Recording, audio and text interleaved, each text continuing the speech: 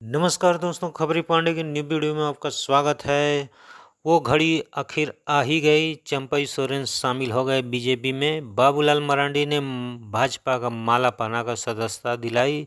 शिवराज और हिमंता ने गर्मजोशी से स्वागत किया। जी हां दोस्तों, पूर्व मुख्यमंत्री कोल्हान टाइगर चंपई सोरेन औपचारिक रूप से भाजपा में शामिल हो गए।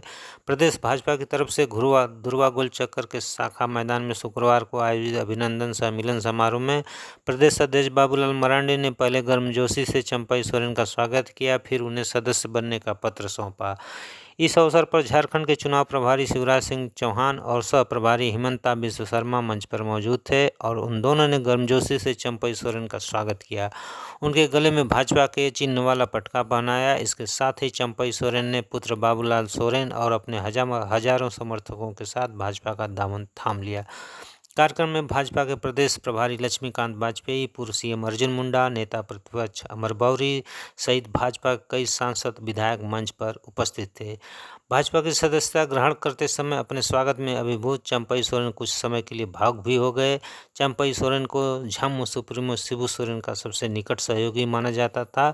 उन्होंने बुधवार को झामुमो की सदस्यता छोड़ दी थी। तो जी हाँ दोस्तों, ये हैं चंपई सोरेन जो बीजेपी में शामिल हो गए हैं। क्या कहा है उन्होंने, आइए आगे बताते हैं आपको। मैंने कभी नहीं सोचा था कि मेरी जासूसी कराई जाएगी। चंपई सोरेन भाजपा की सदस्यता ग्रहण करने के बाद चंपई सोरेन ने मंच पर मौजूद नेताओं का संथाली में अभिवादन किया। उन्होंने कहा कि जिस संगठन को उन्होंने खून पसीने से सींचा, वहां उन्हें अपमानित किया गया। उन्होंने कहा कि उनके राजनीति से संन्यास लेना तय किया था, लेकिन जनता की दुख तकलीफ और उनका विश्वास देखकर अलग पार्टी बनाने की सोची। फिर काफ़ी मंथन के बाद राजनीति में रहने का फैसला किया। हेमंत सरकार पर निशाना साधते हुए कहा कि पत्र के जरिए मैं अपनी पीड़ा व्यक्त कर चुका हूँ। मैं सोच चुका था कि मैं उस संगठन में नहीं रहूँगा जिसमें मेरा मन न हो और जहाँ संगठन नाम की कोई चीज़ नहीं रह गई। मैं साफ दिल का आदमी हूँ। जिस आदमी ने झारखंड आंदोलन में संघर्ष किया है, जब उसकी जासूसी होने लगती है तो मैंने तय कर लिया कि अब मैं संन्यास की जगह सक्रिय राजनीति में रहकर जनता की सेवा करूंगा। चंपई सोरेन ने कहा कि अगर संताल परगना को बचाना है, आदिवासियों को बचाना है, तो एक ही पार्टी काम कर सकती है।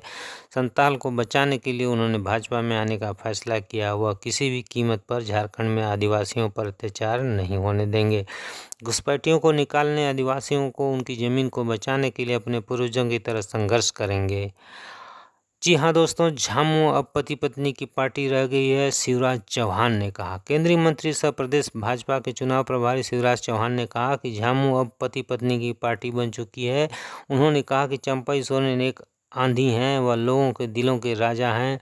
कोरोना काल में भी उन्होंने ट्विटर के जरिए लोगों की सेवा की। शिवराज सिंह चौहान ने कहा कि टाइगर अभी जिंदा है। चंपई सोरेन ने झारखंड निर्माण को लेकर बड़ी लड़ाई लड़ी थी और उनका ही प्रयास था कि श्रद्धेय अटल जी ने इस झारखंड निर्माण किया था। उनका भाजपा में स्वागत है। हेमंत सरकार में दलालों और बिचौलियों की पूछ ज़्यादा होती है। बाबूलाल कार्यक्रम में भाजपा के प्रदेश अध्यक्ष बाबूलाल मरांडी ने कहा कि हेमंत सरकार में दलालों और बिचौलियों की पूछ ज़्यादा है। झामुमो में वरिष्ठ नेताओं का अपमान किया जाता है। यही वजह है कि वे झामुमो छोड़कर भाजपा में आ रहे हैं। चंपई सोरेन और सीता सोरेन का भाजपा में आना अच्छी पहल है। मरांडी ने कहा कि आने वाले 2-2.5 महीनों के बाद झारखंड में भाजपा नेतृत्व में सरकार बनेगी। उन्होंने कहा कि झारखंड को कोई बचा सकता है तो वह भाजपा ही है। भाजपा ही ने झारखंड अलग राज्य का निर्माण किया। अटल बिहारी वाजपेयी के नेतृत्व में झारखंड अलग राज्य बना। भाजपा जो कहती है वह करती है। श्री मरांडी ने कहा कि कांग्रेस और झामुमो ने मिलकर राज्य को सिर्फ लूटा है। 6 महीने से हो रही थी चंपई की जासूसी, हिमंता बिस्व शर्मा। जी हाँ दोस्तों, कार्यक्रम में असम के मुख्यमंत्री हिमंता बिस्व शर्मा ने कहा कि पिछले 6 महीने से चंपई सोरेन की जासूसी कराई जा रही थी। उन्होंने कहा, मैं भी एक राज्य का मुख्यमंत्री हूं और हमारे देश का कोई भी मुख्यमंत्री अपने मंत्रियों की जासूसी नहीं करता, लेकिन हेमंत सोरेन ने ऐसा किया। दिल्ली पुलिस ने चंपई सोरेन की जासूसी के आरोप में 2 लोगों को गिरफ्तार किया, लेकिन हेमंत सोरेन ने कहा कि वे सुरक्षा देने के लिए भेजे गए थे। अरे अगर ऐसा था तो उन्होंने हथियार क्यों नहीं रखा था। मैं हेमंत सोरेन को चेतावनी देता हूं कि हम 2 महीने बाद इसका करारा जवाब देंगे। तो दोस्तों ये थे चंपई सोरेन। जी हाँ दोस्तों, टाइगर अभी जिंदा है। तो मिलते हैं दोस्तों नेक्स्ट वीडियो में, तब तक के लिए जय हिंद, जोहार, नमस्कार।